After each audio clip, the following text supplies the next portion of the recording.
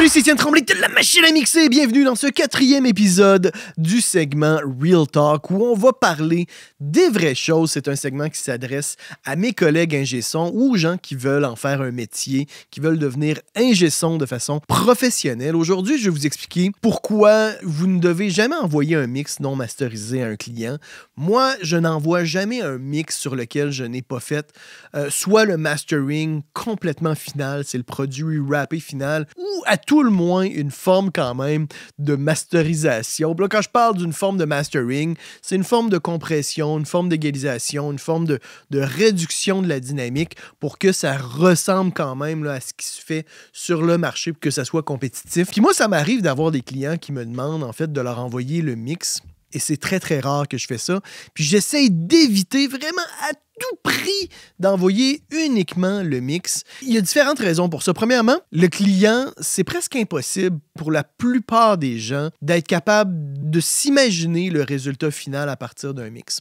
Parce qu'on peut vraiment revirer quand même beaucoup la réponse en fréquence avec un EQ sur le master, avec la compression, avec différents traitements, on peut changer l'enveloppe. C'est très rare que les gens vont avoir un contexte d'écoute d'assez bonne qualité, assez bien calibré et assez d'expérience pour pouvoir s'imaginer le résultat final. Et les gens de nos jours sont tellement exposés, les gens, tout le monde est exposé, on est tous exposés à de l'audio de bonne qualité. Je veux dire, on a tous des services de streaming. Ce qu'on écoute aujourd'hui, la plupart des productions, même la plupart des bedroom producers sont capables de produire des chansons qui vont bien sonner. On est constamment entouré, exposé à de l'audio de qualité.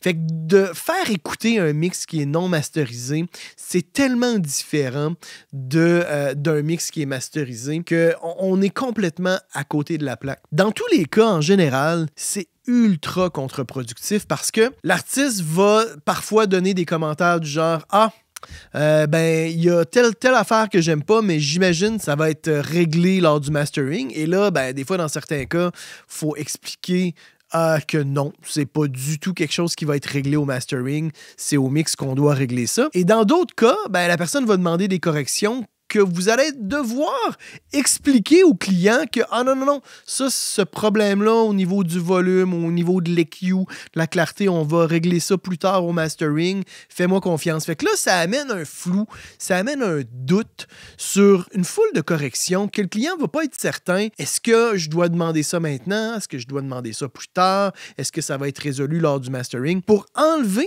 toute forme de doute sur ce qui va devoir être corrigé ou pas corrigé. Moi, c'est pour ça que j'envoie toujours le résultat final, puis je dis, ceci est le mix masterisé final, c'est ce que vous allez distribuer. Fait que s'il y a des choses que vous aimez pas dans le mix ou dans le mastering, si vous trouvez que c'est pas assez fort, si vous trouvez que c'est pas assez clair, dites-moi-le tout de suite. On sauve énormément de temps en faisant ça.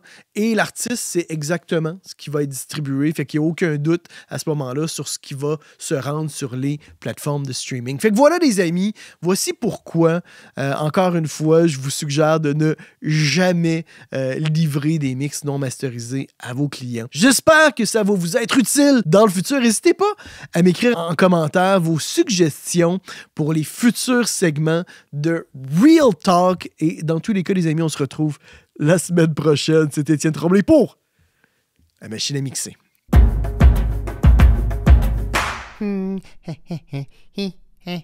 Abonne-toi. N'aie pas peur. Allez, clique. Abonne-toi.